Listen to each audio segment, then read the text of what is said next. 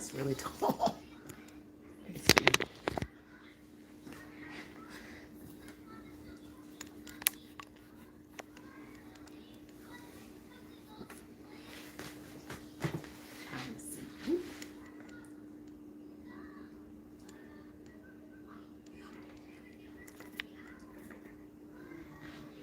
Okay, I will be right back.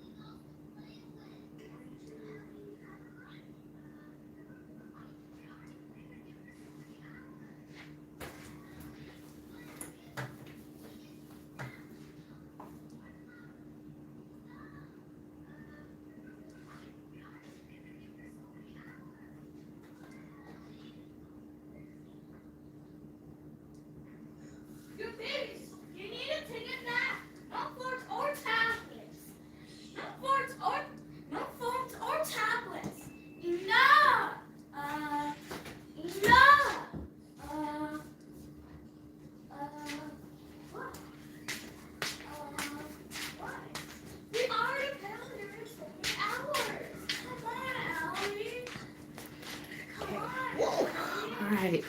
Okay. Hi, everyone. Oh, yes. Let me see. You finally tuned in on time? Look, I'm actually showing up on time. I know some folks be showing up and then I don't even do the live stream. That'd be the worst. Oh, my goodness. I'm trying to hold myself accountable these days. And it feels good. But I hope everyone is feeling good. If you're not, I pray that you will soon. And thank you for joining me tonight for GH Talk. The holidays is upon us. Hey, Deborah, I'm glad you made it. This is Christmas week. I did see from spoilers, it looks like there are 4 new. It's been a sad day for GH. Yes.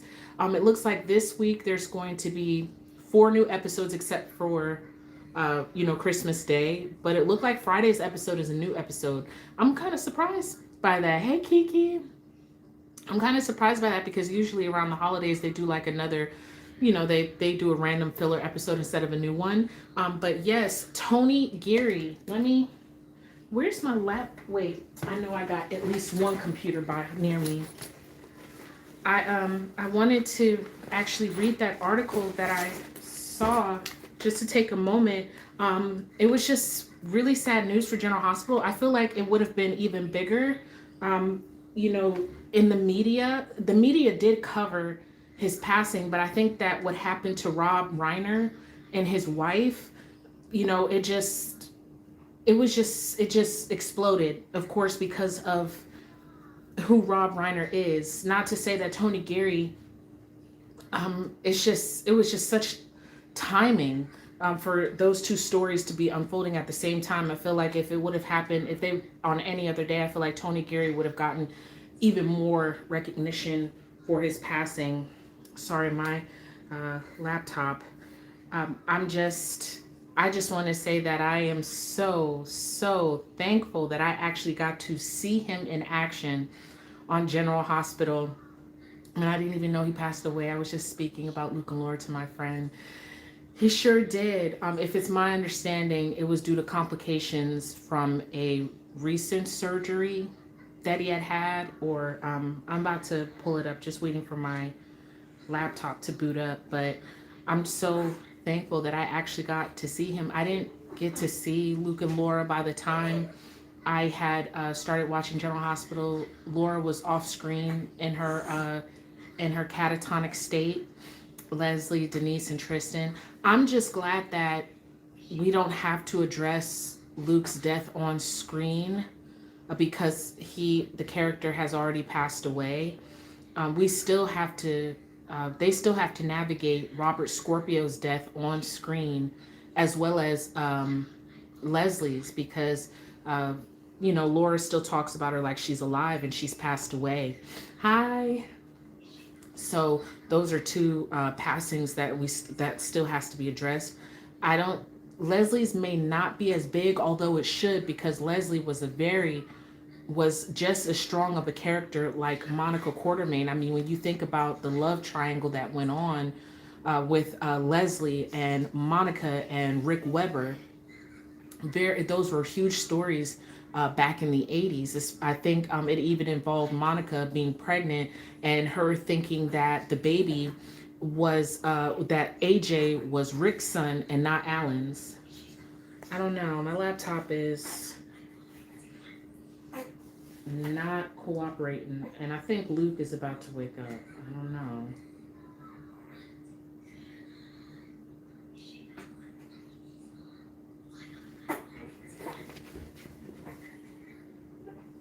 I know I got a pacifier. Oh.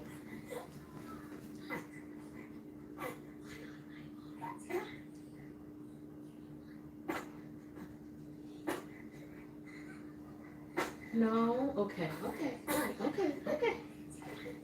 Okay. I got you. I got you. Oh, okay. Okay. Okay.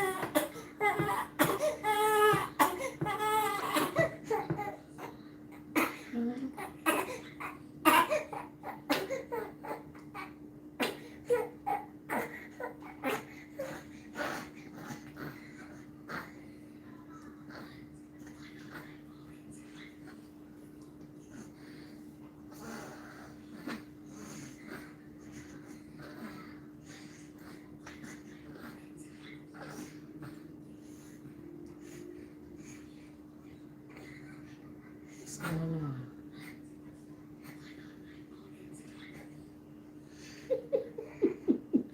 you, you a trip, you know that? Okay, I've been watching Beyond the Gates. I need to catch up on GH. I've seen a lot about Beyond the Gates. I don't know if I should start watching. I don't know. I do. There's this one character named Kat, and I don't even watch the show, but I'm mad for her. That's all. That's really what I want to say. I'm mad for her. Okay, that sister Eva, from what I heard, is a trip, and everybody's sitting there making Kat seem like they gaslighting Kat. That's what I've been seeing. So I kind of, part of me don't even want to watch that. You said Rocco and Charlotte are so ungrateful. Okay, okay, my lap. Oh, hey, are you okay? Did that belch? Did it hurt? Did it hurt? Lucas, are you okay? Huh? Oh, you okay? Go ahead and pull up this article. It's all right. It's okay. You don't like it? You're like, what is that? Oh, what?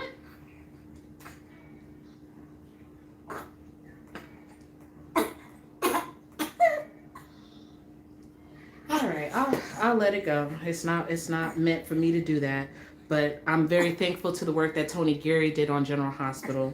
I think that his work, along with Jeannie Francis, Tristan Rogers, just everyone whose name I'm not mentioning, that even when that came and went on the show before you said I'm a cat stan.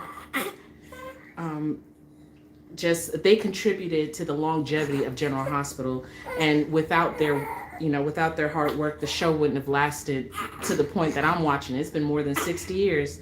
Okay, so you just want a bottle, right? Okay. All right. Okay. Okay. It's okay. It's all right. Oh.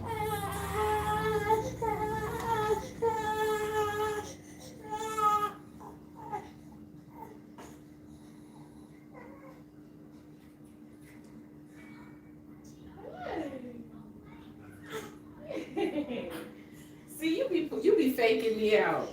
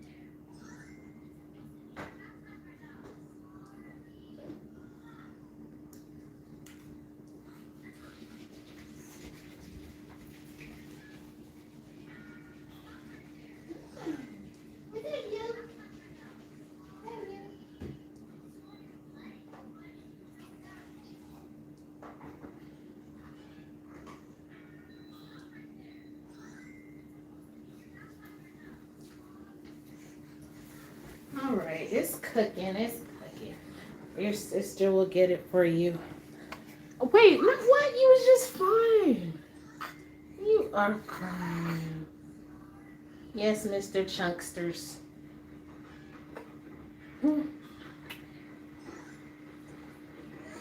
Yeah, my Mr. Chunksters. John Lindstrom seems to be enjoying his role on Beyond the Gates as well. I know they stole him. They stole him from us. Have you seen the bits? No, or is that behind the scenes of Beyond the Gates? I have it. Like I've seen it trending on X, and a lot of soap viewers, even General Hospital, like yourself, watch it. I don't know. I don't know. I feel like I should have started from the beginning, and I just don't want to get frustrated with it. So I'm gonna have to think about it. I'll have to think about it if I'll try to watch it. But rest in peace, Tony Geary. Thank you so much for the work that you've done. All right, we could start from there if you'd like for this week's episode. You said you feel bad for Lulu this week. So I think I have money. So first and foremost, Rocco got a plea deal that was worked out because Dalton is MIA. We all know what happened to him. The ADA believes that Sonny had something to do with it, has a strong suspicion. This time, Sonny is actually innocent. He didn't, you haven't missed any. Great for you. Yes, keep up with it. Yes, I'm glad. It must be that good if you are tuning in that frequently. But he was able to get a plea deal, 500 hours of community service, which is good. And Rick was there for it. I'm glad Rick was able to see the process through. I hope it continues to, we continue to see that thaw between Sonny and Rick. Layla, can you check to see if your brother's bottle is ready?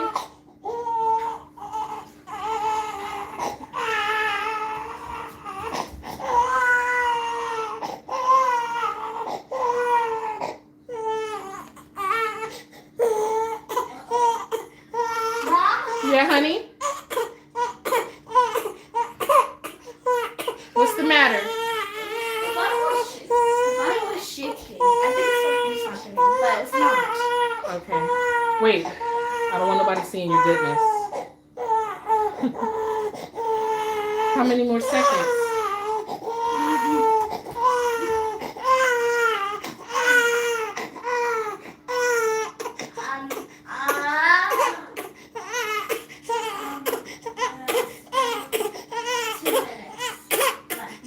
You said 10 minutes?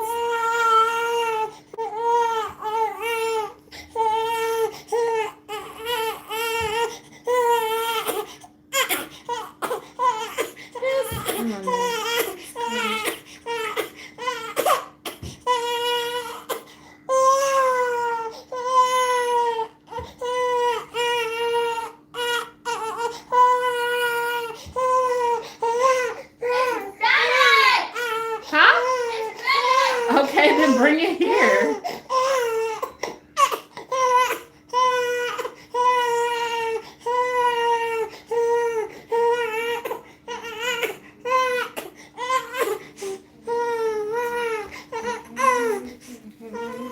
She is. Big sister to the rescue. Look at that. Thanks, sweetie. All right.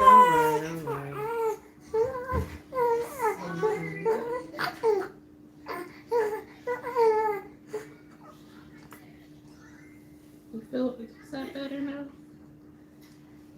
All right, that's good. Okay, sorry about that. Not really, it's just mom stuff. Hi, I'm so glad you made it. Rocco and Charlotte are going to realize they're going to need their mama. They're making me sick. So Rocco didn't want to go with Dante. He is still standing his ground with Dante when it comes to Gio. Many people enjoyed seeing that. I was here for it because I don't agree with Dante. I don't think Alan ever got over the doubts that AJ was Rick Webber's kid. I don't like that he continues to blame Gio and make it seem like Gio is such a bad influence on Rocco. The alcohol thing, I still don't understand how that was Gio's fault. And then this decision, while the idea was, came from Emma and Gio, they did not tell either one of those kids to do what they did. They made their own choices, just like Rocco has been making his own choices behind his parents' backs to have relationships with Dr. Obrecht and Britt and Nathan and the Westbourne family. So I still don't agree with that. And he told his dad, look, I don't really want to hug you until you can hug my brother. And also Dante is was trying to tell him that he couldn't be around his brother. So I don't agree with him. So Lulu ended up being the one to go with Rocco. Lulu has, I'm actually glad that she's having these stories, because teenagers are teenagers, and it's very realistic. I could understand the frustration with Rocco and Charlotte. I feel as though Rocco's tension is more with Dante than it is with Lulu, but Lulu is doing her best to keep the peace. I'm very much enjoying Alexia Haven in the role of Lulu. Definitely a refreshing take on the character. She's doing such a great job in delivering in these scenes, because being a parent is hard. I wish Charlotte would know that Valentine kept her from Lulu for years on purpose. You don't think that Charlotte knows that by now? Or I can't remember what Charlotte has been told about this story, but it's true. That's why the bond. I pray that Rocco open his eyes and see that Britt stole him from Lulu. Yeah, both of them have. It is in a sense like you feel bad for Lulu with both children, because she was done so wrong when it came to her own children. She never got to carry either one of her children. When you think about it, Charlotte was carried by Claudette, and then unknowingly by Lulu, and then Rocco was carried by Britt unknowingly from Lulu and Dante. So she never even got to have either one of her children from her own womb, and she has to still compete with these people who were deceptive and kept her children from her. It's got to be tough. And then she's trying to regain and establish these relationships with Rocco. She got luckier than with Charlotte, because Rocco was given back while he was still a baby. So there's a much stronger connection between Rocco and Lulu. We could see the divide between Rocco and Dante, not just because of Gio, but because of Dante's choice to leave when he went to work for the WSB, and then when he went to go get help after his brain got scrambled.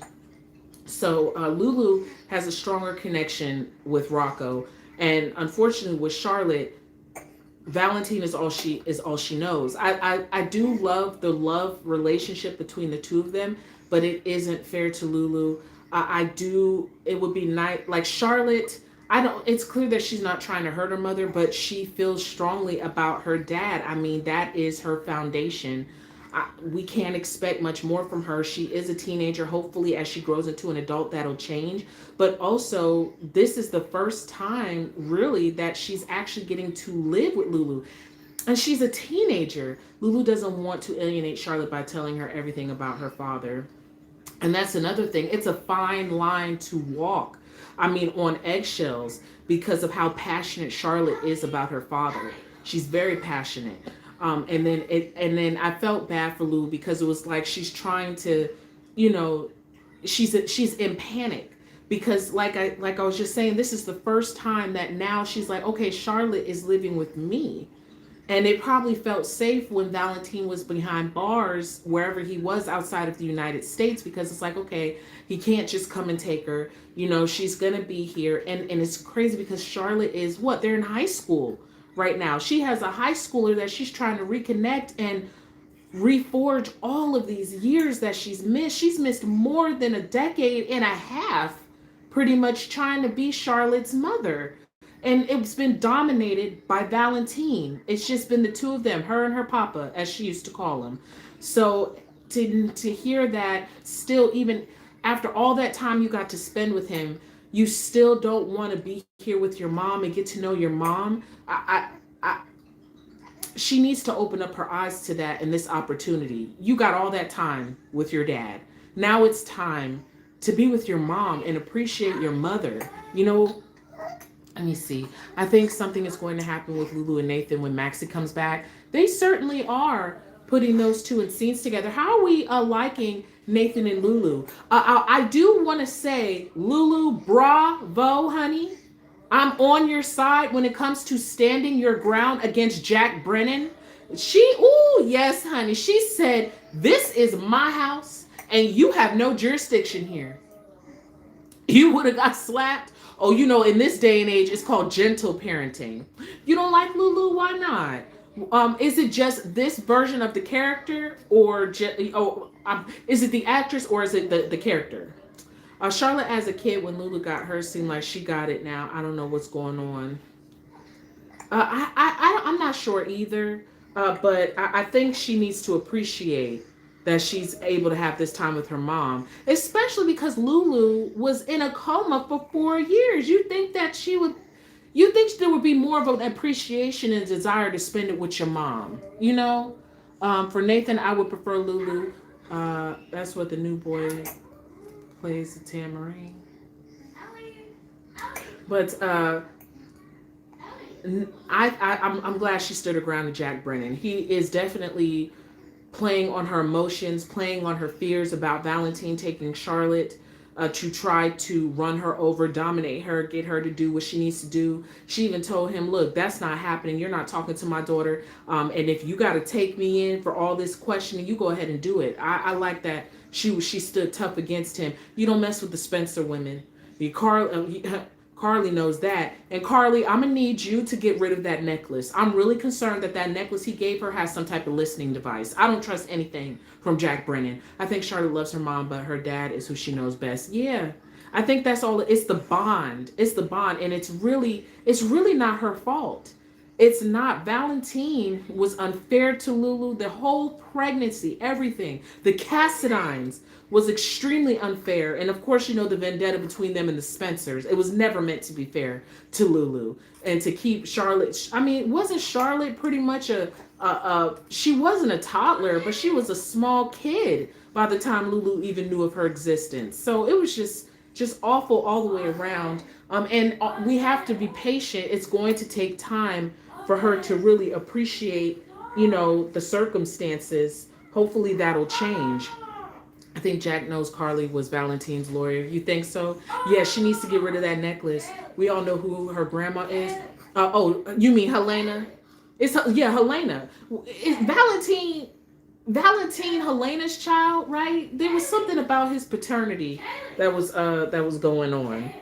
It really was something going on with his paternity. But I think it is just going to take time. I'm glad that Lulu, even though it hurt her, and as parents, it's just what we have to, it's what we go through. You have to sit there and listen to your children, be honest with you. Charlotte wasn't sure that she could because she didn't want to hurt her mom. And it shows they both love each other very much. It's just going to take time. This is an adjustment period. Has it even been 6 months? I don't even think it's been that long that she's been with her mother. So it's just going to take time. Helena's and someone else's. Yeah, so the apple's on that tree. But I appreciate that Lulu allowed her to be honest with her, and then had to take it in on her own and cry about it. The fathers were off with Valentine's paternity. So really great scenes this week for Lulu. Jack Brennan did make a good point, and I wrote it down on my notes. He pointed out the fact that Nathan is by blood Cesar Faison's son, and many people on X were speculating if and I'm assuming it absolutely has to in some way. If this final project of Cesar Faison and whatever is going on with Sidwell and this research of his final project, it has to do with Nathan. He pointed out, again, 7 years, no memory. Now you're back with the PCPD. And it is very interesting. And he seems like Nathan, but there absolutely is more to the story. I'm still wondering, is it being delayed on purpose for the return of Maxie? Or is it just the flow of the story right now? I really want those answers. Charlotte was never attached to Lulu like she was with Valentine. I don't understand why Lulu is shocked. She shouldn't be. She shouldn't be shocked. I think she's just hurt. She just wants her daughter to want to be with her. And It's like I guess, honey, it's just not enough for Charlotte right now. I mean, she misses her dad. Maybe if Valentine could be free and he was in Port Charles and she was able to go, and see her dad and see her mom and have that balance, maybe it would be better. But I still think if Valentine was settled down in Port Charles, she wouldn't be living with Lulu. She'd be at the house with Valentine and come and be a visitor at Lulu's house. It's just, again, too soon. It's only been 6 months, and girl, you got so much time to catch up on. Not even the fact that after you knew her, you were missing for 4 years, unfortunately. It's just, it's a lot to process. But again, they're having these conversations, they're tough conversations, and I am so enjoying Lulu's storyline with her teenage kids. I'm glad they're not in the character closet, because Elizabeth, with her teenagers and her kids, we didn't see Elizabeth's kids for many years. And now Elizabeth is just on canvas. All the kids are gone. Cameron's gone. Jake's gone. Aiden's gone. So I like that they're allowing Lulu's teenagers to be teenagers on screen. We did have scenes with, she sure did. We did have scenes, I believe, with Danny and Charlotte. With Charlotte, letting Danny know that if her father showed up, she can't say that she wouldn't go with him. Danny's like, what? Charlotte got a signal from Valentine that was left by Carly. I believe that happened this week. Sometimes the weeks bleed together in my mind. But Carly left that calling card of the key with the ribbon written on it. Has eye mites. You saw that? I was wondering if the eye mites was maybe a part of a bigger story, or was that really just like a public service announcement that we all need to go get checked for eye mites? I was wondering, because some people were thinking that maybe it's going to have more to do with the bigger story of Sidwell going forward. Like, I do wonder, what is Sidwell's overall goal, and what is this final project of Cesar Faison? So yeah, I'm enjoying that. Carly stopped by. She gave the calling card. Who else stopped by? Dante, of course. Nina stopped by. Do you think there may be a romance with Charlotte and Danny? That would be drama since Jake and Charlotte dated. I would like for Jake to come back. I was hoping that maybe he would come back and they would touch on that. It could be drama between them, but only if Jake was there. Too bad Jason we can't see Jason have a relationship with both Jake and Danny. I would like to see that. Even if they have to recast the role of Jake, I think enough time has passed, and we need an adult version of Jake. I wouldn't mind it to see that and to see more of a dynamic. I would rather see Jason plead with his son Jake for his son to open up to him than to see Jason pleading with Britta. But I understand you all are fans of Britt and Jason. I'm not hating, but it'd be better to see him beg his son for him to open up than another woman. Since he's missed so much time with his kids. But okay, let me go back to my notes. Okay, so Jack has been very busy this week. Not only has he been harassing Lulu at her house. You said ill Britt and Jason. No, so you're not a fan. There are some folks who are fans of Jason and Britt. I am neutral. I am neutral. I haven't liked Jason with anyone since Sam, and that's Sam. That's you said. So I am neutral. I'm just watching. I'm just watching. Lila Ray needs to be on screen. I guess. Okay, so Jack tried to blackmail Britt into working with him. Into working with him and providing data and information about her work at the Five Poppies. You okay, Sam? You feeling better? I'm glad that Britt wasn't easily, manipulated into that.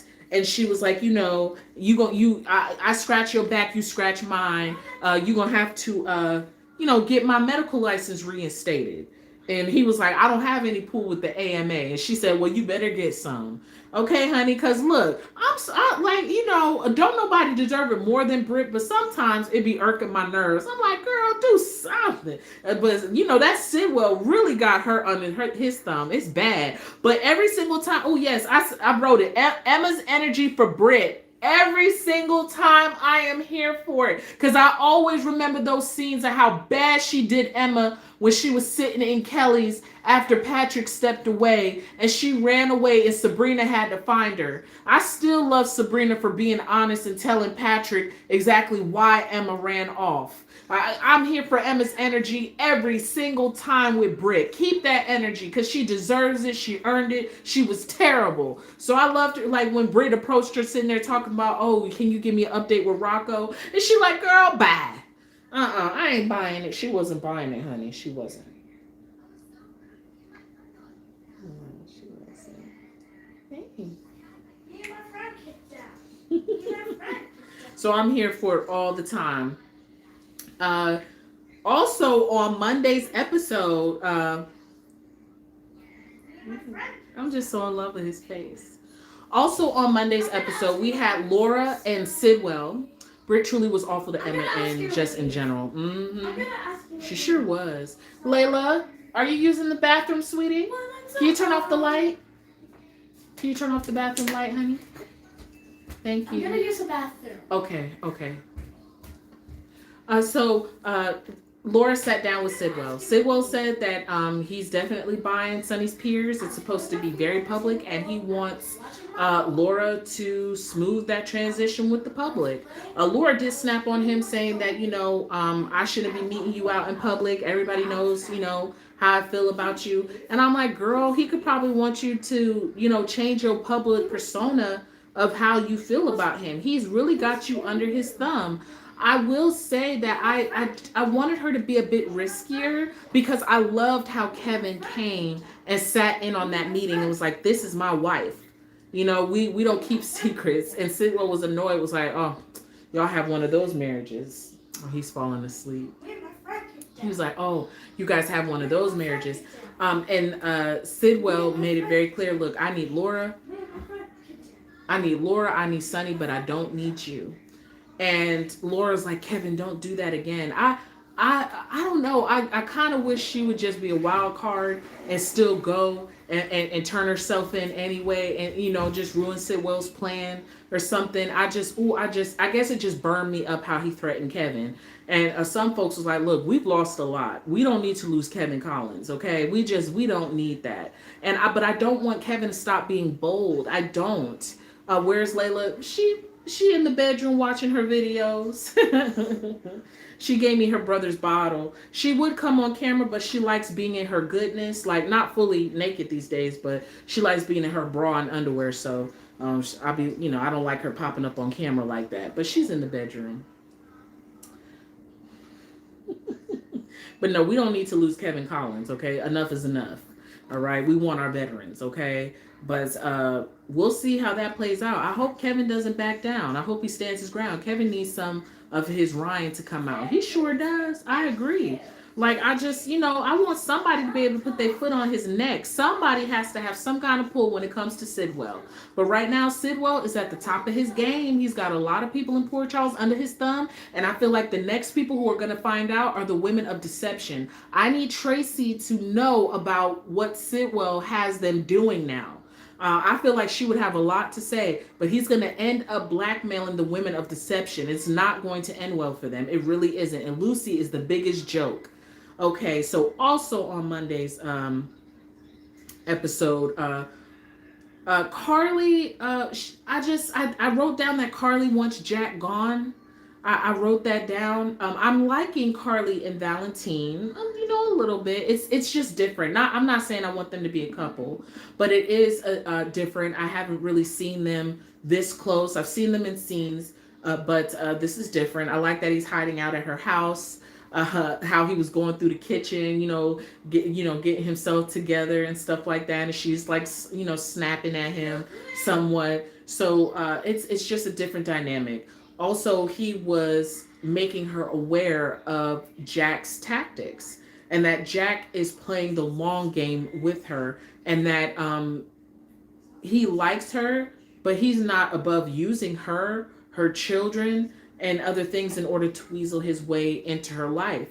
And I think Valentine is the perfect person to have that conversation with her, because he will do whatever it takes. She doesn't know it, but he struck a deal with Nina. That was another person that Jack had saw this week. Nina showed up because she wanted, of course, she wants to do whatever she can to save Willow. Oh my goodness. The actor that plays Valentine will not be there too long. It was reported until he'll only be until March. Well, I'm glad we have him for a while. I really like it when he pops in, and sometimes just coming in and here and there. It's nice. It doesn't make us feel too put upon sometimes with characters, and it's nice to miss them. So I'm glad that we have him for the time that we do. But Nina wanted him to get rid of the footage that showed Willow driving in Drew's neighborhood. It sucks that they got rid of it. Thank you so much. It sucks that they were able to get rid of it with Jack, but I'm sure Carly would be pissed to know that he did something like that, and that indirectly it hurts Michael. So that's another thing. But Nina will do whatever it takes. She was able to strike that deal. Hi, Sandy. With him, as far as he wants Valentine. He wants Valentine real bad. He wants him bad, and he told Nina to work Charlotte because Lulu is not having it with him sitting there trying to work her. So Nina said that she will use Charlotte to get to Valentine. Now, a lot of folks was just like, there, it just seems like there's nothing that there's a little line that she won't cross when it comes to Willow, whether she deserves it or not. And she doesn't deserve it. Everything bad that Willow is experiencing in her life is completely deserved. It's the best kind of karma, in my opinion. But I will say that, Nina is relentless for the people she loves. I will give her credit to that. However, when Nina showed up after giving her testimony at Willow's trial, and she showed up to, have a girl's time with Charlotte, she told Charlotte not to tell her anymore, because Charlotte did admit to her and confided in her that she was able to make contact with Valentine. And Nina instead told her, don't tell me anymore, and you can't trust people. Not even me. How do we feel about that? Are we glad to see that there is a boundary for Nina? Everyone's awful to everybody. Deal with it. Hi. Not with the video, because I don't want copyright, because that's somebody's YouTube content. If they hear it, then they'll think. Well, if you come in here, you can't play your video. You're gonna have to pause it. Why do I have to? Well, because if the soundtrack to the video that you're watching mixes with my live stream, it could be seen as copyright infringement, and it's happened before. Because like one time, Sesame Street was playing in the background, and it was like, oh, copyright. I was like, I wasn't even trying to live stream no Sesame Street. Can I look at the calendar? Yes, you can look at the calendar. Of course you can. I don't know if I missed anything. Okay. So we will see if she will keep that energy going forward. But it seems like there is a boundary that she has. It seems. So let me see here. I said glad Valentine was back. That was pretty much all I had for Monday's notes. Nina treated Willow like crap over Charlotte. She better not use her. I think Nina feels bad, but she still will use Charlotte. You think so? I mean, hey, continues to go south. Oh, you think so? I'm actually enjoying General Hospital. I really have been. I think this year's been one of the best years. There's definitely been moments where I kind of dropped my jaw a little bit. And especially my favorite part of this year was the introduction of Rory as Michael. Oh man, I was so happy because Oh my goodness, I was so happy when he came in. And I like the swagger that he brings to the character of Michael. It's just a different vibe than what Chad. What's the matter? I didn't broke my arm. Of course you didn't. Go like this. Your arm, it's not broken, and that's your wrist, not your arm. I just said I didn't break my arm, my wrist. Okay. Hi.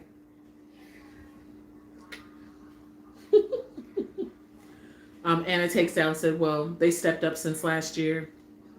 Okay. Speaking of Michael, on Tuesday's episode, we had scenes where Michael and Jocelyn, they were together at the Metro Court. It looked like they were having dinner. Then we have Willow and Drew showing up. You know, of all the places for the two of y'all to go and eat, you choose Carly's Hotel. Of course, you know, they're a bunch of trolls, in my opinion. Anna can't take down anyone. She sucks as a cop. I will second that. The PC, have you seen the PCPD lately? I feel like the investigation, I feel like the PCPD has stepped up since Nathan has been back. I really did enjoy his investigative work when he was questioning Curtis. I liked how, you know, Dante was like, go back over the footage and see, you know, and see what we missed. I don't know. It feels like a different vibe. However, they lost major points with the WSB being able to go in and delete that footage showing Willow in Drew's neighborhood. Lost major points. However, I don't know. I just feel like Nathan is a good cop. I like Nathan as a cop. But yeah, Anna bye. Girl bye. Ever since Anna got kidnapped, the PCPD has gotten better. Tell the truth, shame the devil. Ava, Brennan, Chase, Curtis, Drew, Isaiah, Jordan, Kai, Marco, Nina, Portia, Sidwell, Trina, and Willow are still sticking up the screen. Ooh, that's a lot of people. So they were at the Metro Court. Oh my goodness. Drew just fills Willow with a bunch of crap. You know, and then Willow just sits there and she just soaks it in. First of all, she's self-loathing because she knows she's full of crap. He certainly is. She knows she's full of crap. So she's like, oh my gosh, they're looking at me. Like, they think I'm awful. Hell yeah, they think you awful, girl. What? Like, you really think they're supposed to like you after what you did? You were their in-law. You were Michael's wife and Jocelyn's sister-in-law. You betrayed him. Girl, what? What? Drew is a rich Shiloh for Willow. I don't understand what planet Willow lives on. You know, like nobody told you to sit down and eat there. You could go someplace else or sit in a different part of the restaurant. Like, isn't there a restaurant downstairs? Why did you have to be upstairs? Right, Lucas? Right? Right? You know, why did you have to be upstairs? My goodness. And then Drew's like, oh, you know, they see us over here. That's what they want. They want you to feel bad. You know, they see us over here. They could have left. Like, I'm going to get up and leave. I'm so glad Michael was like, he was so chill about it. He took a sip of his drink and he was like, you know what? If they want to parade themselves around like this, that's their business. You know, and he had to, you know, calm his sister down and was like, let's not make a scene. And it's just amazing his self-control, because really the person who should be so hateful and seeking revenge should be Michael. You would think Michael would be in Drew's position, but Drew is so upset with Michael. He's still so envious, and he's the one who's now married to Michael's ex-wife and even proposed to Willow, and she's wearing the ring that Michael gave her. It's crazy. Who marries your ex-husband's uncle? Ridiculous. Exactly. Drew wanted to troll them, and Willow just goes along with it. I just love Josh Reed. For filth. So they go over there. Drew goes over to the table. My goodness. I just what? Like, what? And then Jocelyn made an excellent point. Willow is still allowing Drew to do all the talking. She's not even a participant in the trolling. She's just standing by, just looking guilty as heck. You know, just like a zombie. It reminded me of the nurses' ball earlier this year when Carly was trying to have a conversation with her about the kids in and a reasonable custody arrangement. And Drew is doing all the talking, and Carly's like, so you just gonna let him speak for you when it comes to your children? Like, girl, like, when is Willow gonna get a voice even in her own relationship with Drew? Drew is still so dominant when it comes to her. Drew wanted to antagonize Michael. That's why he ate at Carly's. Yeah, trying to make it, but he manipulates Willow, or he fills Willow's mind to make it seem like, oh, we came here to Carly's hotel, but they're here on purpose because they knew we were coming, so they wanted to do this to antagonize us. That's like his logic. And she doesn't even give no real pushback against it. Ugh. I can't stand her. Drew wants to get back at Jason. He will hurt anyone. I mean, and somebody made a good point. Also, jail, that his prison sentence changed him. It really did. Him spending that time in Pentonville, it changed him. Don't fully get it, but it did. If anyone looks up to Jason, he wants to antagonize. If people love Jason, he flips out. Right. But now it's like he's fixed. Now he's permanently fixated on Michael. Michael is connected to Jason, so you're not wrong in that. It's just now he's shifted his focus because of, of course, Willow, the kids, and Drew is still desperate to maintain his hero status when it comes to Willow. That's why he gravitated towards her, because Jason wasn't the hero for Willow. He was the hero. So that's why he kind of got his hooks into her and put it all on her, because she makes him, I don't know what the word is, but I guess it boosts his ego. There we go. She's an ego boost for him. So, it's oof. But Jocelyn, I liked how Michael mentioned that he knew that Willow was at the house. Drew played it off like, yeah, of course I know. She tells me everything. And she didn't say anything, though. Didn't say a word. I wonder when that will change and Willow will start to pop off. The only time she did pop off was when she saw him and Jacinda with Wiley. Willow needs to realize that Obrecht saved her, not Drew. Thank you. Thank you. That was Obrecht's donation to you. It wasn't Drew. It wasn't. But, she really honed in on that. And she got herself stuck. And Jocelyn, girl, I love, just like with Emma when it comes to Britt, Jocelyn stands on business, and I'm glad that she leaves them without, they can't even utter a word. They can't even utter a word after Jocelyn drags them. I love it. Letting Willow know you have no one to blame but yourself, because it's absolutely true. All of this suffering that you're going through is because you decided to betray your husband for his uncle, who is now your husband. And I mean, Drew, every single time he keeps promising, oh, we're going to get your kids back. We're going to be back on top. And it just gets worse and worse. I do wonder, because at some point, something's got to give. Hi.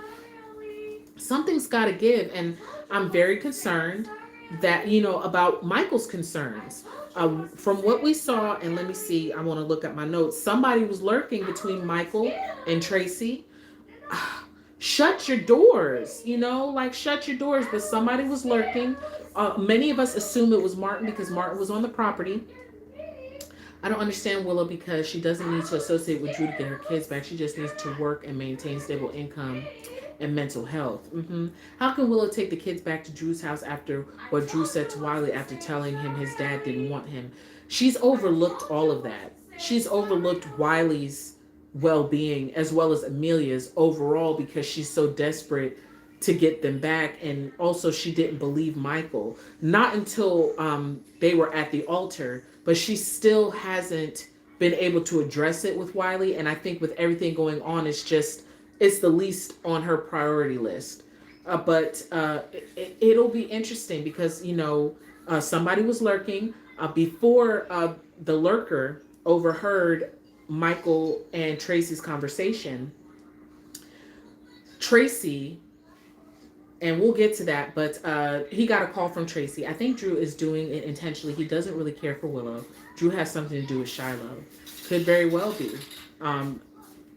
That has been speculated for so long. We'll see if the writers ever tap into that. But, excuse me. Something about, sorry, I'm trying to, he got a call from Tracy, and Tracy wants the family things back, and Drew's not budging at all. Martin called him to say, hey, you need to give it back because he doesn't want Tracy to pursue those charges against him. So Drew was like, no, and he had a job for Martin. So we don't know what that job was, but maybe he told Martin to, listen in on conversation. Maybe that was Martin, or maybe it was someone else. We don't know yet. So we got to find out. Next week's spoilers indicates that Alexis gets new intel. So maybe whoever overheard Michael and Tracy tells her what they overheard. They might recall Tracy to the stand, or they might get Michael on the stand to have to either perjure himself or to tell the truth that he was there that night. So we will absolutely see what happens. So let's keep going down. I did write that Lulu needs to learn how to let go. It was a tough talk, but it's going to take time for her to have to bridge the gap and repair certain things that even she didn't break when it comes to the relationships with her children, but most importantly with Charlotte. I think she's doing a phenomenal job with Rocco. I think she's doing a phenomenal job overall. We also had the return of Tracy. I think Tracy returned in Monday's episode. And I didn't mention that, but it's so great to see her back. She is the head of the household. Now it's Tracy's house. Monica gave it to her, and she wears it very well. I am praying that Jane Elliott lives a long life. I do not want to lose her anytime soon. That's a concern of mine. They need Nell back from the dead, scare her sister straight. That would be crazy. Wouldn't it? It would be interesting to see the dynamic between these two women now that they're officially, deemed sisters, if Nell was ever to come back. My goodness. Can you imagine all three Reeves women like that? Woo! But it was great to see Tracy. She was like, oh, you guys, didn't even put my, stuff up, or, what's going on. She learned about Ned's heart attack, but Ned has not revealed that he was pretty much pushed into a heart attack by Drew when he learned that, Drew had taken the family heirlooms. But Tracy made it very clear, look, y'all need to tell me what's going on with my son. And she let Ned know you are not allowed to die. Gio showed up at the house. He got some fresh fruits and vegetables for his grandpa. And Tracy was like, nobody likes kale. But it was really great. Someone had taken a screenshot of Gio, Brooklyn, Ned, and Tracy. And how wonderful to see 4 generations of Quartermains all sitting together. You said, I'm glad Monica didn't leave the house to Michael, especially how Michael talked about AJ. Yeah, Tracy was definitely the right person to give the house to. It'll be interesting to see who she leaves the house to. But I think Tracy, after all these years, she earned that house. She has earned that house. And no one better to lead that house than Tracy. I don't think that Michael is ready to be in a leadership role anyway. And I feel like whoever the house belongs to, it should be the natural head or matriarch or patriarch of the house. So Tracy wears it well. And it was wonderful to see 4 generations of Quartermain in the house. Tracy very pleased and thanking Gio for helping Ned, and also seeing the change and the shift between Brooklyn and Gio. Very wonderful. Emma got some advice from Felicia about... you feel the same. Got some advice from Felicia, and she brought it to Gio and remarked that Gio should try to make things better with Dante and let Rocco be the anchor to that effort. So I want to say, again, Gio coming to Dante when I feel like Dante should have came to him. You're the adult in this situation. You are the parent in this situation. You should have came to him. But again, I feel like Gio is just a good guy, and Dante has nothing to do with it. It's not his fault, but he doesn't have anything to do with the stand-up person that I find Gio to be. I wrote that Gio is a strong stand-up guy, and that I disagree with Dante In their conversation that was had at the PCPD, one of the officers came into Dante's office and was like, "Oh, your son is here." He thought it was Rocco, but it was Gio. He was very surprised. And he wanted, I thought they told Tracy over the phone. What did they tell her? Oh, no, they didn't tell Tracy over the phone because Ned didn't want Tracy to rush and come back from her vacation. So she didn't find out until she was, they just didn't tell her. They just didn't tell her. And she didn't find out until she was in the kitchen and she was like, "What is up with this healthy stuff?" And, Brooklyn was like, "Oh, Dad has something to tell you," so. But she wasn't pleased, and she made it known she wasn't pleased. Oh, Mom's got to check on her chicken. I got a Cornish hen in the oven, so I'm gonna give a few. I'm just gonna finish this thought about Dante and Gio, and I'm gonna check on my bird. But Dante wanted Gio to admit that he's a bad influence, pretty much. That it's on him. Why Rocco's been doing certain things, and again, I disagree. I'm not. I do not. But he did acknowledge, didn't want to fight. Oh yes, they didn't want Tracy to be fighting with Olivia because she tends to do that in these types of situations. So Dante did acknowledge that clearly he cares for Rocco, he cares for his brother, and that Dante pretty much wants to supervise them and their relationship for right now. Gio's not comfortable with it. I can understand that. And but he swallowed his pride. Again, a stand-up person. Didn't storm out, was like, "No, I'm not." No, Gio swallowed his pride and said, "As long as we remind ourselves that we're doing this for Rocco, we can do this." And so much respect for that young man. And hopefully Dante will open up his eyes to the fact that he is very blessed that by whoever helped to raise Gio, that he's definitely a good young man. And we'll see how that relationship continues to unfold. Let me see. I put that Dante wants to babysit.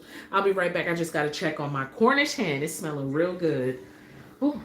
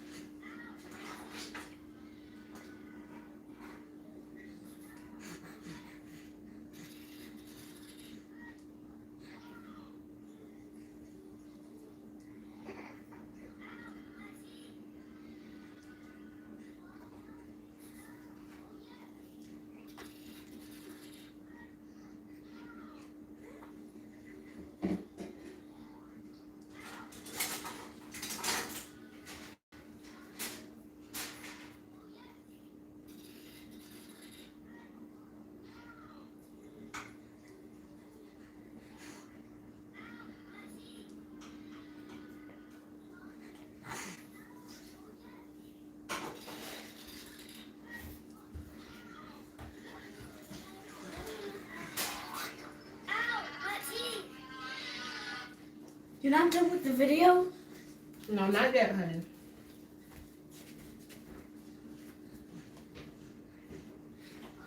Look, you Willow.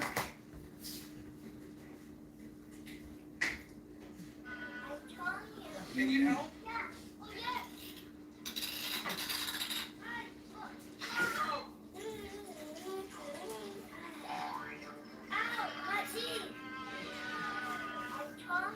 Can you help?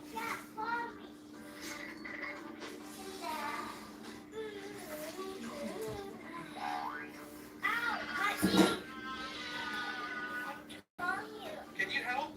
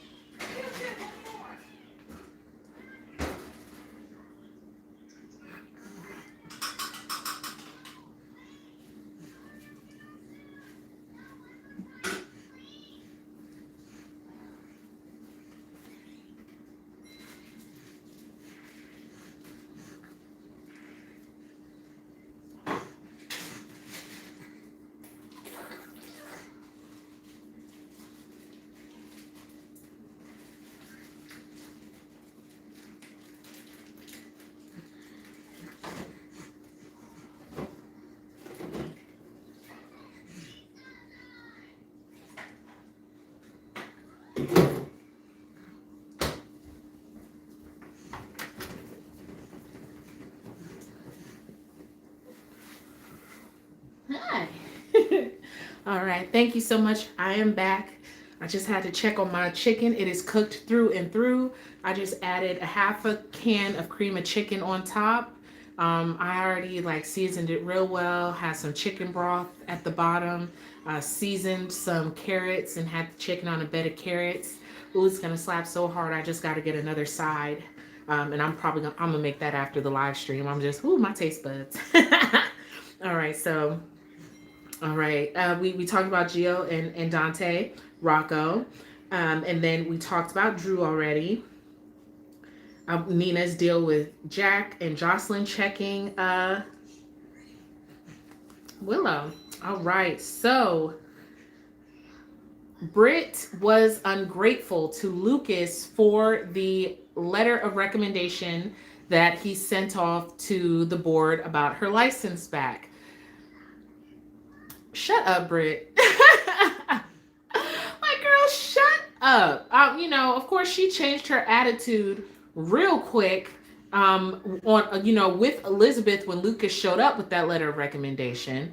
Like, given her attitude, sometimes I still wish Epiphany was around because she wouldn't be taking Britt's attitude. But, that Britt is a mess sometimes. I really can't stand it. But, just ungrateful. He didn't have to do that for you. Also, Brad is back. Brad showed up in Portia's hospital room. I don't know if this was before or after, but I think this was after Curtis had stopped by. He was expecting Portia to be ready to go home with him, but Portia had decided not to, claiming that she was going to go back to the Metro Court and that, she just said that because Trina was there at the moment. So Brad showed up in her room and he pretty much was trying to shake her down for some more money because he done blew through everything that he got from Drew after selling her out. Oh my goodness. Invest like in stocks. Like, what are you doing? That's why when you get a huge payday, you don't quit and leave. You got to still work, you don't ever stop working. Like, that was just idiots. Brad and Britt, to me, sometimes they're just idiots. We'll get to that. I think Britt just trying to protect everyone. Britt will save the day with Sidwell. Well, we'll see. I think Britt overall is selfish. She doesn't give me hero vibes. She just doesn't. She just is like, I don't want to die, so I'm going to keep doing this. She just gives me really selfish vibes. I don't think she's doing this for everyone. I think she does have genuine care for Rocco, though, with people biting her head off. But even still, her care for Rocco is still so disrespectful to Lulu in the sense of when she was talking to Brad, when they got back to her little apartment over Bobby's, she was, Brad was like, Ben? And she was like, oh, I'm so glad somebody remembers his real name. What do you mean his real name? That's not his real name. It's Rocco. Okay? I don't care if you named him first. You had no right. You stole that baby from his mother. And then Lulu has every right to give you that energy, just like Emma. You took that woman's child. You were deceitful. And you did it so you could try to get Patrick to be your man when he didn't want you anymore. So for her to sit there and make it seem like there was some great love that she had for Ben, is ridiculous. It wasn't like that. You are complete trash, so it's even still in her care for Rocco. It's still underhandedly disrespectful because you're still not fully acknowledging what you've done and what you're continuing to do to cause his actual mother harm. Doing well before she died, she came back angry. She was getting better, but I think, being underneath someone's thumb in order to get the medication. Being underneath someone's thumb in order to get the medication that's going to keep you alive would make anyone angry. I get that. I'm not saying that Britt isn't justified in her personal feelings about what's going on in her life. It's just she is still selfish. She's still selfish. She just is. And she's about herself. That's why she was so mean and nasty to Emma. I'm going to have to call you back.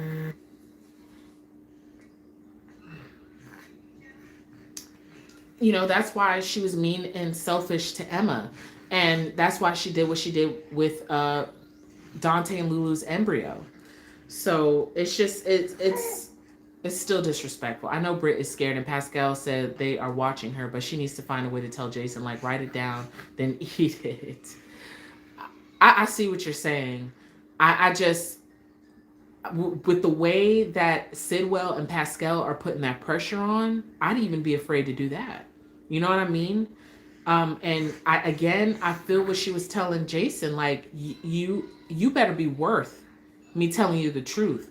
Don't let me look and I need you and you're over there I gotta go. Sonny's calling. No, be here, help. Help. Like, just like, I need to be sure that you won't have my back, my back, my front, my top, my bottom. You gotta have all of it. Jason is efficient. There's nobody better to have in your corner, but we all know how it is when Sonny calls, he's gone. He did that to her when he was pleading with her to tell the truth. Like, she's right. So I'm not mad at her about it. Let me see here. So, yes, we talked about how Brad is broke, tried to shake her down. Okay. And this is, Lulu did show up at the hospital because she was talking to Dante at the house. Of course, they were going over the kids, how she had to send Charlotte to school. She just can't keep her, at home and letting her feel hostage. She has to go out and continue to live her life regardless of if Valentine is out there. And Dante had mentioned to her that hey, baby. Dante mentioned to her that he invited Gio over for the holidays, and that Lulu said it's cool under these conditions. You got to get the tree, you got to do this and that and the third. Sounds like it's going to be a really great time for all of them. I hope it is. And Rocco left his iPad, his pad, and he'd been texting Britt. I'm assuming that Lulu did not know about this. She shouldn't be shocked. Well, Lulu doesn't know anything about how Rocco's been. Oh no, let me stop that. Rocco doesn't seem to be aware that his mother knows how he's been moving behind her back with Britt and Obrecht. Because if I remember from a previous conversation, Lulu and Dante were upset about this, but I think they were trying to approach it in a certain way. So anyhow, she came across their text exchange. She showed up at the hospital and she let Britt have it. I can't be upset with her. Like, it's just, but she has every right to feel the way she feels about this woman after what she took from her. Again, this is the second child that Lulu was not able to carry in her own womb, or even somebody else, or at least I think that Lulu's not able to carry children. That's why they were looking for a surrogate. But it's just the fact, of what she did. So she told her that she was gonna block her. She was just real mad, angry. At the same time, Britt did make a good point. Like, Rocco is reaching out to her. Rocco is, wants to have this relationship with her, and you're gonna push away your son. With Rocco, I just wish he would just open up his eyes and see what the truth is about what Britt did. I'm not saying Britt isn't a good person. He likes her. He does, and he sees something in her. But this woman stole you from your mother and your father. It's just, human emotions are not straightforward. It's just a messy situation. So now Britt is blocked from being able to message Rocco. I don't see how long this is going to hold up. Maybe Rocco won't be aware of the block, and he's going to be like, why didn't you message me back, and think that Britt doesn't want to talk to him.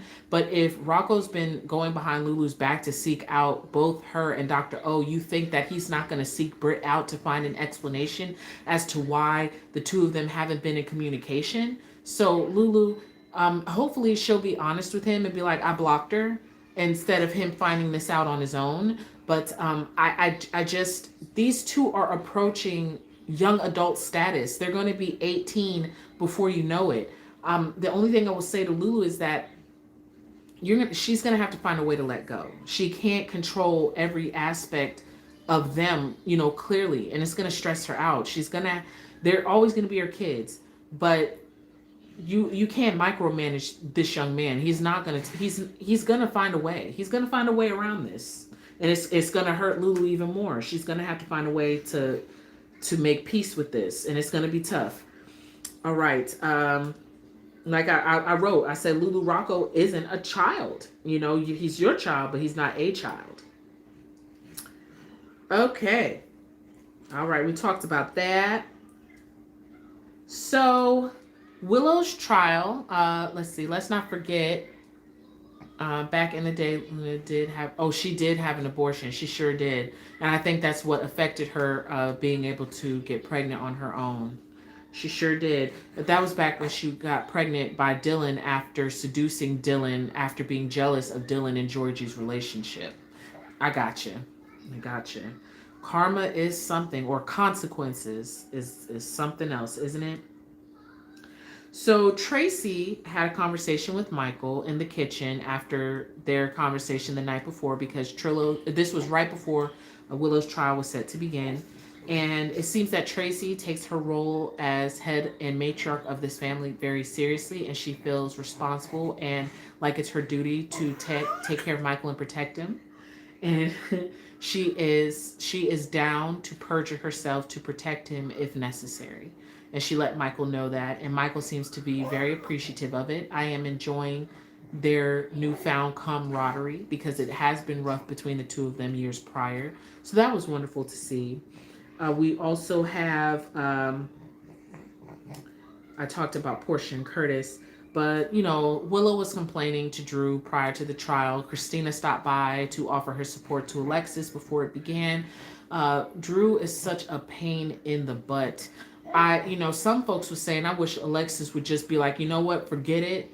And, but she's not going to do that because Scout is involved. Also, I would want it in writing from Drew when it comes, because he could up the goalpost when it comes to Alexis seeing Scout. I mean, there's no reason to say that he's not going to stop holding Scout over her head in order to get her to do his bidding, whatever that may be.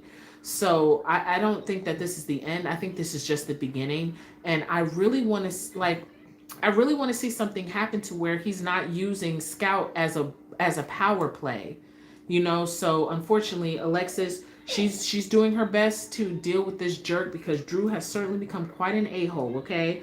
Willow was complaining about the advice. Alexis' advice also, trying to wearing the subdued colors and what have you. Also, Drew was telling Willow that he loves her. She did not say "I love you too" back to him. Maybe it's because she's so stressful. But do we believe that Willow loves Drew? I think Willow is playing Drew. I know that she was talking to Nina and she was saying that she will do whatever it takes to get her kids back, which is the opposite of what her actions are displaying. But I just can't tell with Willow. Many people, and I think we talked about this last week, we are still believe that Willow is the one who shot Drew. Also, Michael had a flashback to that night when he got back in the car in the rain. But notice when Michael got back in the car, he didn't have a gun. There was no gun. Okay, I really believe that Michael is not the one who did it, but he must have saw who did. Who else believes Michael saw whoever did shoot Drew? He had to have seen them. Do you think Nina will use that little bit of info from Charlotte? She might, be like he was in touch with her and give it to him. But I feel like that if she does, Jack is still going to press her for more. Jack is still going to, I agree with someone who said previously, that Nina will use Charlotte if she's forced to. And then also another thing was that Jack made this deal and did this favor for Nina without actually getting anything back from Nina yet. So Nina's gonna have to come through on that. Jack gonna be on it. Yeah, the OB said the abortion didn't affect Lulu having kids. She would have miscarried that child too. Okay, thank you for the clarification. We talked about that. No, I love you too. We were just saying that we think that Willow was playing Drew. Nina, before the trial, she was in the hallway. Girl, really having that kind of conversation in the hallway, the public halls of the courthouse. Lady girl, grow up. Carly comes, by her, and, of course, she's gloating and snickering and what have you, in true Nina fashion. But honestly, Nina was able to get Carly's boyfriend to do her bidding. And like I said, if Carly were to know about this, it would just even further push her over the edge when it comes to Jack. So we have Willow arriving with Drew. She was getting those stares from Carly and Tracy and Michael. That was interesting. We also had opening statements from the ADA as well as Alexis's, which was very interesting because Alexis definitely mentioned Michael and his motive. Oh, you okay? Hi. Yeah, you talking to me? You talking to me, son? So, Alexis was definitely throwing shade at Michael, major shade, as she was giving her opening statements.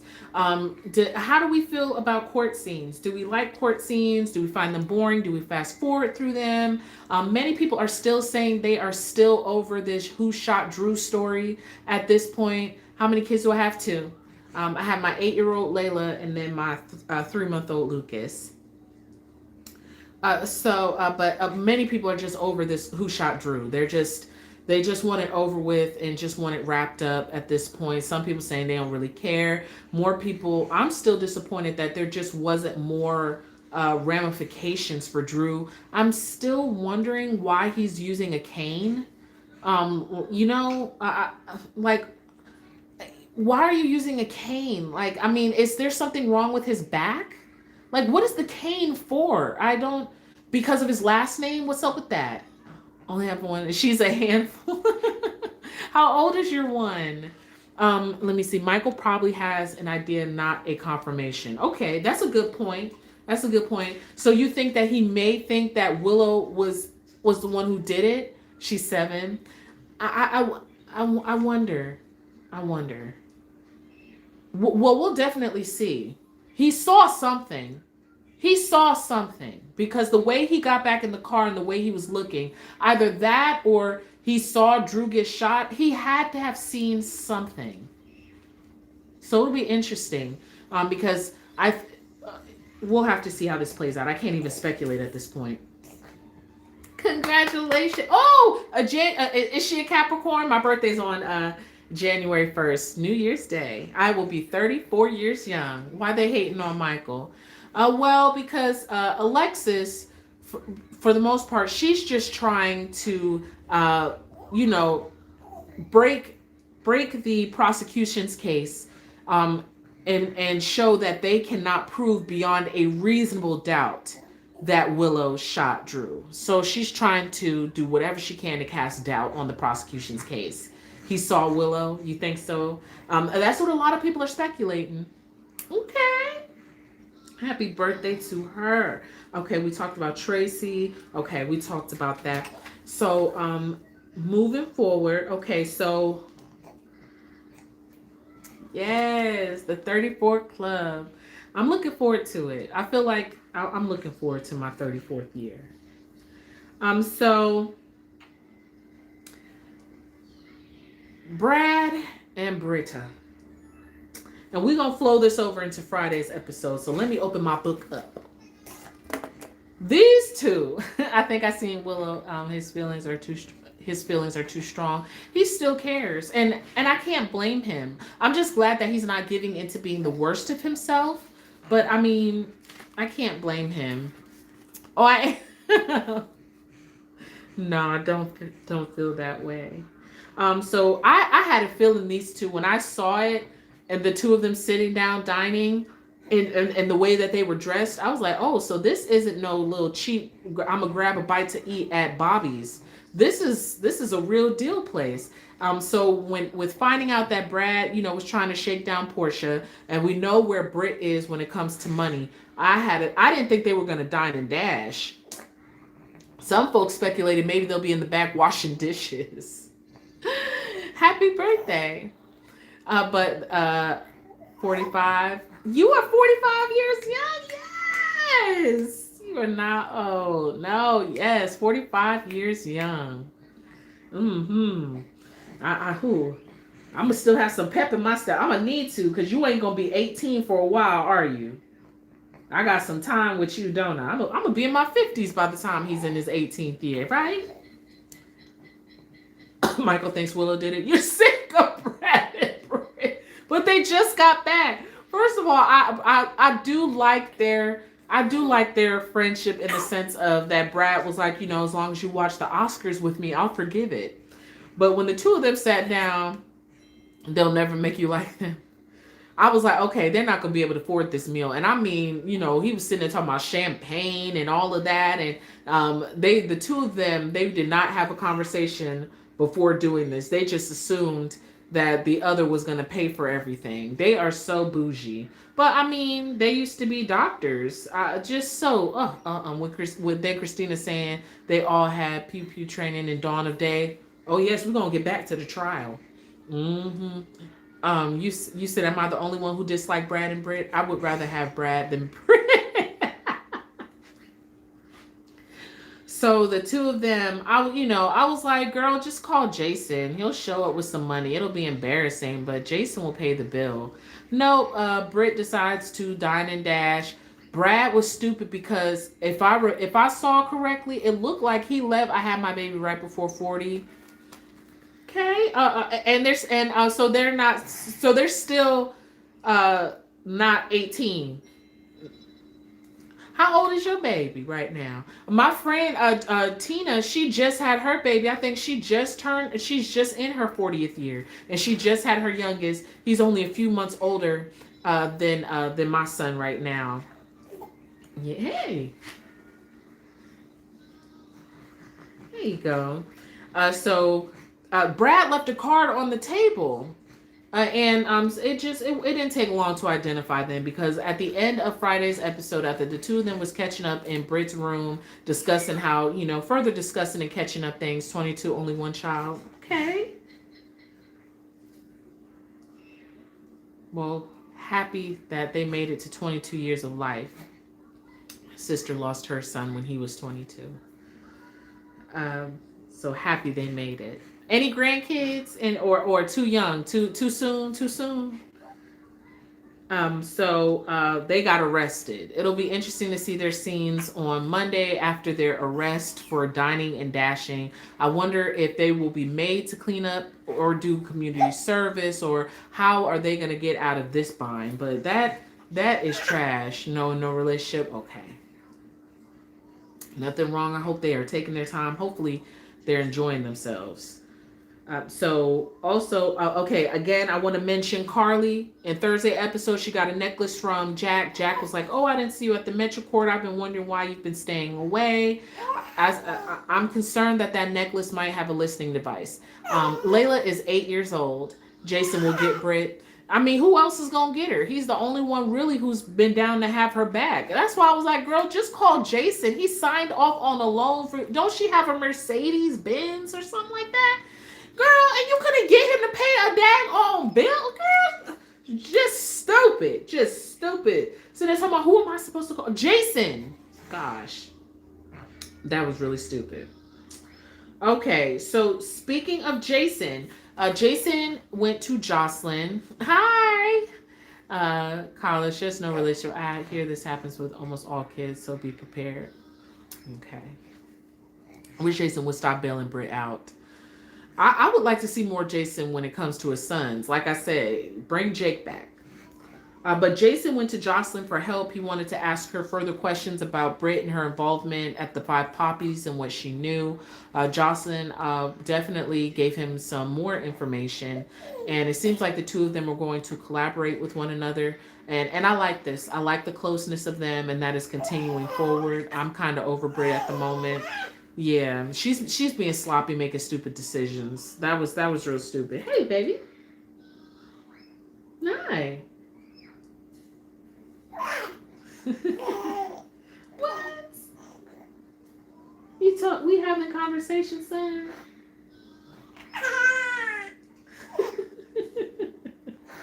You're trying to sit up. That's what you're doing.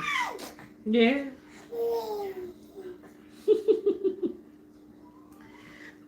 And then also that was the episode that Jack made a good point about Nathan. We still need to keep an eye on Nathan, but I like him. I hope it's not too shady with Nathan, but there has to be more of an explanation that we have to be given. We also had scenes with Anna in her captivity. Pascal gave her some more food, and she had to turn her back to him. She also came across a book, P.K. Sinclair. I think that was Peter August's pen name, right? If I'm correct. But it was signed by Cesar Faison, and she, through the book, she was freaked out. Hey, you just talking, ain't you? You want to get in on the conversation? You know about my show?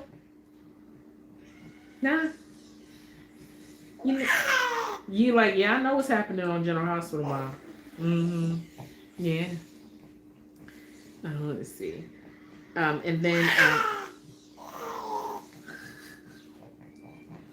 And then, of course, we had more scenes of Lulu talking about with Jack and trying to push his way into her house. So Portia ended up at the cabin with Isaiah. Now, forget Britt. I hope Danny tells Jason to start being his dad by staying and not going off playing hero. That part. Yes, Portia ended up at the cabin with Isaiah. Isaiah is having googly eyes over the possibility of being the father of this baby. I will say that at least Isaiah knows, but I think she needs to be completely honest with Curtis. Isaiah knows that it's either him or Curtis, but she should tell Curtis. Or do you think that she shouldn't say anything to Curtis until she has the results? I'm wondering how this is all going to go. I feel like the baby is Isaiah's. I'm just trying to figure out how this is going to go. Like, what are they going to do? Are they really going to be honest with Curtis if this baby isn't his? Or is Isaiah going to come across the results, see it's Curtis's baby, and switch the test results? Like, I really wonder how this is going to go. Is this going to be a secret? Is this going to be it's very interesting because right now, Isaiah is being very optimistic. Portia's like, I'm very optimistic too, thanks to you. But I just don't know if I fully buy her. Like, I feel like she's putting on an act, but I think she really does like Isaiah. I think she likes him, but this is just really messy. I think it's a bit messed up that she's not being truthful with Curtis. Isaiah is the daddy. It really pisses me off. Jason, knowing Danny just lost his mom and is willing to blow up. I'm sorry. With Britt disabling the bomb. You're right. Sam, this is the exact reason Sam was upset with him when he returned to find out the reason why he hadn't been around, because he was busy protecting Carly and her family. I could see Isaiah switching the results. He's giving crazy vibes. Can't wait for Trina to know. And Aunt Stella as well. She likes Isaiah but still loves Curtis. I will agree with that. And Curtis is invested. He is so invested. He was saying, he can't wait for the trial is over so we can get back to focusing on the baby. He's not even talking about the divorce anymore. He didn't even say, this trial will be over and we can move forward with the divorce. No, he said this trial will be over and we can focus on our baby. So Curtis isn't even in that avenue. I don't know exactly what's happening, but I think him being in jail, the possibility of Portia going to jail while being pregnant, has kind of refreshed him. So he's invested, and everyone in the family thinks that this is his baby. So I this is giving that Isaiah is going to be the father, and that this secret is going to drag out for a while. So it's going to be interesting to see how. True, Trina and Stella are being really rude and mean to Jordan, not knowing what Portia had been doing. Exactly. We've seen this plot before. Yes, we have. So I'm not buying that this secret is going to come out anytime soon. Curtis wants a baby. He missed out on Trina's upbringing because of Portia, who is still lying to this man about another baby. Ugh.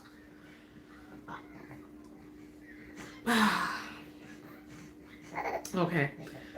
So the dine and dash, This is the episode, Friday's episode, where Valentine made excellent points to Carly to consider. He almost backed out of their partnership, but Carly was like, no, I'm even more invested into taking Jack down. You can see the story being dragged out. Do you all think they're going to rewrite this and make Curtis as the father?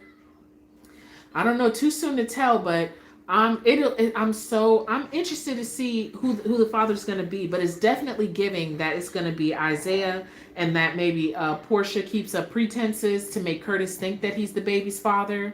I have no idea. It's the possibilities with this story. It's messy. So this is when Nina went out with Charlotte. We'll see how she moves forward with Charlotte. I don't trust Portia or Isaiah about the baby's paternity. Sure don't. Because either one of them could change the results. They both have access to the hospital to sit there and do some messy stuff. I feel like right now, I can see Portia lying again. She good for it. I could even see Isaiah doing it more than Portia. Like maybe that could be Portia's karma. You know, whew. So let's get back to the trial. So we had, let me see who took the stand. We had Nina take the stand. Brooklyn took the stand. We had Christina take the stand. Somebody even mentioned that she brought up the fact that the two of them learned how to use guns at dawn of day. Isaiah looks like he would change the results. We had Dante take the stand. Nina took the stand. Drew took the stand. I mean, Alexis, woo! Those scenes between her and Drew. Jason has plot armor saying Steve isn't leaving, so he was going to survive the bomb. The way Nina burned all her bridges for Willow. That part. Let Valentine find out that Nina was working his daughter for the WSB. Ugh. That would be the only way he'd cut her off is if she put Charlotte in danger. So Drew, oh my goodness. I mean, you hired Alexis to do a job and she's not even like you just breathing down her neck constantly like she don't know what she's doing. I am glad that she stood her ground and said, I am not going to deal with perjury. Don't do it. He didn't do it. But, you know, I mean, when he got off the stand and got in her face and Willow's just sitting there looking on and stuff, and I'm like, what are you really thinking about the situation? Like, when it comes to Drew, like, I need Willow to fully verbalize what she's doing. It seems like she's just going along to get along because she thinks he's the best way to get her kids back, and I still don't understand how she gets to that conclusion after everything that's happened. She is where she is because she's with Drew. You know? Wait, did you see Jocelyn reading Willow about everything? Yes, we talked about that. And Jocelyn, I absolutely love it. She leaves them so stuck they can't even utter a word because it's the absolute truth. Willow is where she is because of her own choices, because she chose Drew. And it's been biting her in the butt ever since. Valentine is going to be the one to find Anna as soon as he finds out she's missing. When will that progress? Because Emma brought up the fact that she still hasn't heard from Anna. Felicia remarked that was kind of odd. So I wonder how long it's going to drag out until somebody realizes that Anna is not on a WSB assignment. We know she don't have a mind of her own. Willow knows Joss was right. She sure does. She sure does. Also, with the trial, I think the ADA is doing a good job. I like how she pulled those questions out of Christina about Dawn of Day. I also like how she got that testimony out of Brooklyn, who, you know, talked about the affair and witnessing intimate moments between them. So that was good. We will see how this trial continues to progress. I'm definitely concerned about it being revealed that Michael was there. I just don't want Michael to get arrested because, of course, my concern is that if Michael gets arrested, then Willow is going to make her bid to be like, oh, he can't take care of the kids because he's behind bars, especially if they were to give him no bail, and then for her and Drew to swoop in and take the kids. I think Michael is right that at some point he may have to share the kids with Willow and Drew. I know that he does not want that. I think the majority of the audience doesn't want that, but in a realistic situation, most systems like co-parenting. So we will have to see how this is going to play out. Jason's going to save Anna. Either Jason or Valentine. Who do you want more to save Anna, Jason or Valentine? Jason's so busy trying to save Britt. So we'll see how that works out. But those are all of my thoughts for this week's General Hospital. Oh, at least he's being realistic about it. Valentine. But those are all of my thoughts for this week's General Hospital. I'm going to finish up my dinner and enjoy my night. Hopefully have some more conversations with my kids. Willow should never try to share the kids would never try to share the kids with Michael. Yeah, she wasn't trying to. Remember that whole little plan where she was just going to give him a few weeks in the summer and some holidays here and there, maybe, and take the kids to Washington, D.C. with Drew? No, Drew never wanted to share the kids. They want full sole custody of the kids. Still talking that sole custody stuff. Oh, yeah. But, Merry Christmas. Happy holidays. And I will be back hopefully next week. I will see you guys.